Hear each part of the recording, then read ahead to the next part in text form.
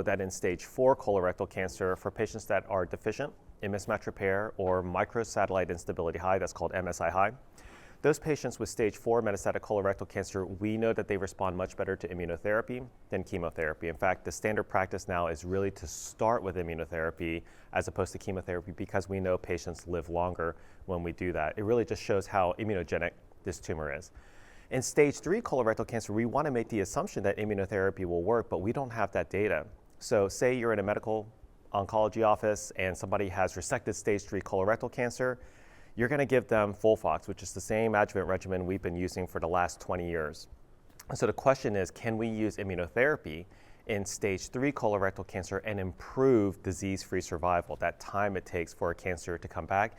And what I mean by that is, can we help cure additional people by offering immunotherapy in that setting?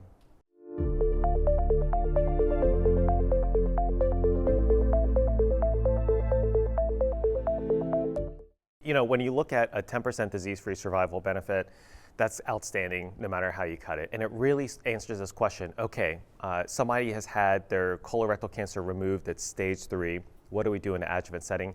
That answer is no longer FOLFOX for 6 months, right? And so when you look at the ATOMIC study, what they did was give FOLFOX for 6 months and then an additional 6 months, or a total of a year, of atezolizumab.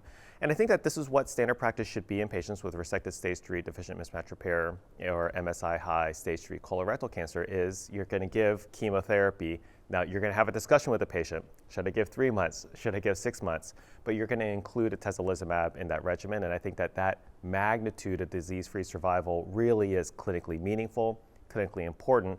And it really suggests that you're essentially curing a higher percentage of patients. And anytime we do that, that's a total win.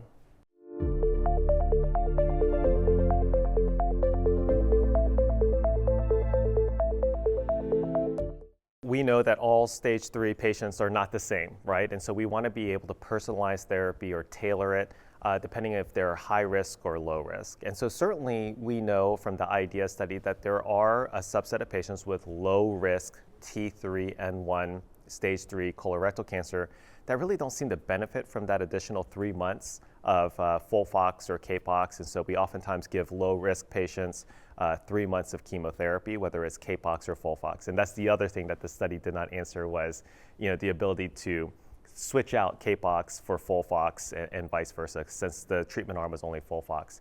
But having said that, I think that there will be some maneuverability within this regimen to potentially offer less chemotherapy for patients that may not benefit from it, but still give atezolizumab. And of course, there's safety data with CAPOX and atezolizumab, and I do think that you'll see some providers use CAPOX in combination with atezolizumab just because of the similarity between 5-fluorouracil and capecitabine.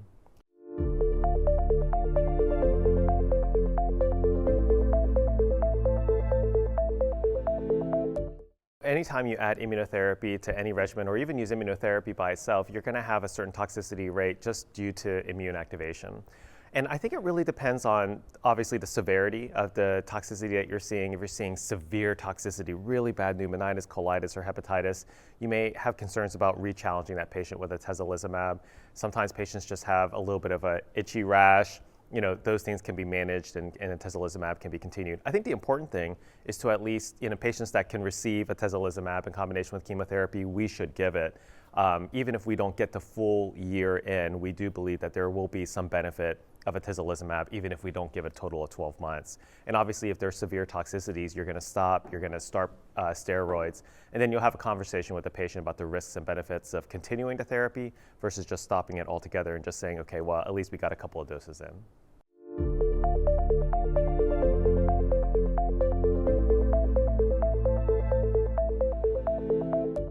Yeah, there's actually one pediatric patient included in the cohort. A lot of people know this. The incidence of early onset colorectal cancer in our young adults is rising, not only in the United States, but in multiple countries as well. So it really isn't too surprising that we are seeing more and more young patients entered into the trial. In the ATOMIC study, there was a pediatric patient. Oftentimes with children or with pediatric patients, we think that there may be a genetic predisposition in those patients, but still, it is not uncommon in my clinic to see a 30-year-old or a 40-year-old with newly diagnosed colorectal cancer. Yeah, and so we know that all patients with Lynch syndrome have deficient mismatch repair or MSI high. The reverse is not true, right? Just because you're MSI high or deficient in mismatch repair does not necessarily mean that you have Lynch syndrome. But of course, we'll continue to see the effectiveness analysis, or what we call efficacy analysis, in all these subgroups when the manuscript is published. But we also know that patients with Lynch syndrome derived a similar benefit from immunotherapy as patients that do not have Lynch syndrome but are still deficient in mismatch repair or MSI high.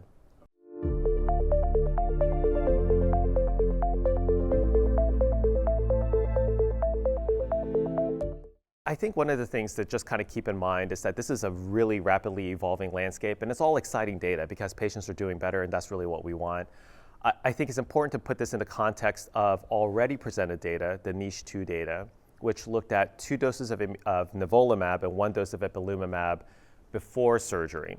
And so this is what we call a neoadjuvant study. These patients got the 2 doses of nivolumab, 1 dose of ipilimumab, went on to surgery, and there's a 100% relapse-free survival rate in that study, which is just phenomenal. And many of these patients, or a vast majority of them, did not receive adjuvant chemotherapy.